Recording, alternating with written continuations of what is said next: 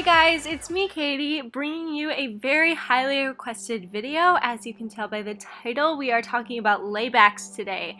And I just wanted to say before we jump into anything, make sure you stretch out your back before doing these layback positions. And make sure anytime you do these layback positions, you squeeze your core, whether it's at home, on the ice. Just make sure you're squeezing your core to help you not injure your back, because none of us want a bad back. So today we are going to go over and I'm going to give you my tips and tricks on the 4 most common layback positions, which is the basic layback, the side layback, the hair cutter, and the Bealman. Let me know if you guys call these positions something different where you live, because I know a lot of people have different names for them. Okay, so starting out, my first tip, which is kind of an obvious one, is to practice. My layback, let me show you guys my very first layback. Here we go. Hi, Editing Katie here. So it wasn't my very first layback, but it was the first one I did in competition. Yeah, that's what it looked like. So I worked a ton to get my layback better, and I remember one competition where it got a little better and I was so proud of myself. It got better because I decided to spend more time on my spins every day. I would dedicate 30 minutes of my session to just spins. Okay, so moving on to some more tips, something I work on with my students and also that I've been taught through the years. It's kind of weird, but you have 2 magnets. Just imagine it in your brain. You have 2 magnets, one is on your head and one is on your skate.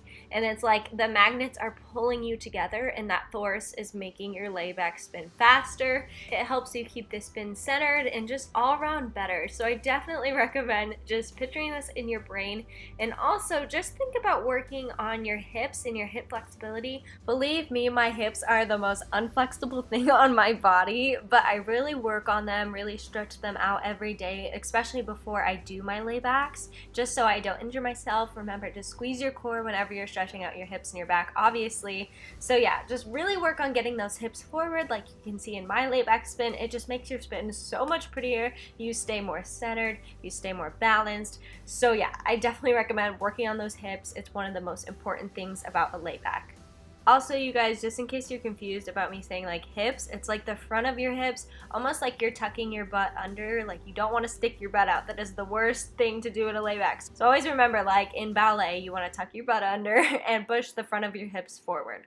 Okay, so those are my tips for like the basic layback position, and now we're gonna move on to the side layback. As you guys can see, I am doing that right now. So one of my big tips on this side layback is to make sure that you are fully going to the side. It's really important to make sure you're all the way sideways so you get full credit for the spin. Something that I do to make sure I am fully sideways is thinking that I am pointing my arm up to the ceiling. So in my case, it's my left arm. If you spin the same way as me, it's your left arm. If not, it's the right arm. So really make sure that arm is going straight up to the ceiling to get full credit for this position.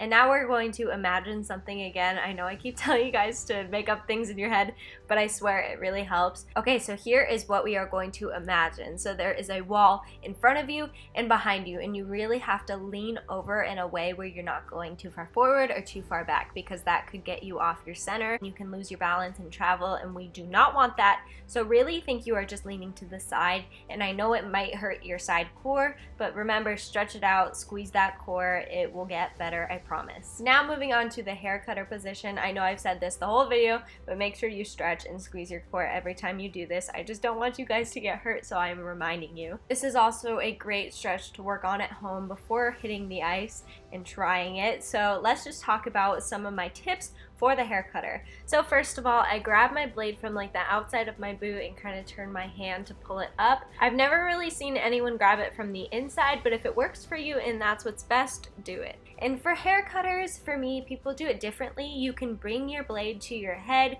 you can bring it a little more out. Everyone does it differently, so do what works for you and what's easiest for you. So for me, what works is thinking that I'm pulling my blade up to the ceiling, past my head, like where my ponytail is, and just keeping that consistent pressure. It's a little confusing when I say like pressure, but what I mean is like when we talked about the magnet on your head and your skate pulling you together to keep you centered, it's almost like having a pressure that keeps you aligned throughout your body so that you don't travel or anything. So just having that straight position keeps that pressure, keeps you centered, keeps your spin looking good. So really just work on pulling that leg up to the ceiling or to your head, whatever works for you.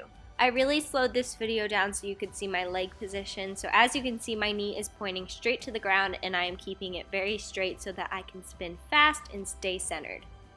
Now moving on to Bealman, which I am still working on to this day. My Bealman is not perfect by any means, but I have some tips that really helped me get a better Bealman than I had before. So one of the biggest things one of my coaches told me one day that really clicked is thinking that your hips are parallel to the ground once you pull your leg up into the Bealman. So think that your hips are looking at the ice. That's really weird, but like they're parallel to the ground, they're looking at the ice. Push your hips down so that you can pull your leg up and keep that pressure, stay centered, and have a great Bealman.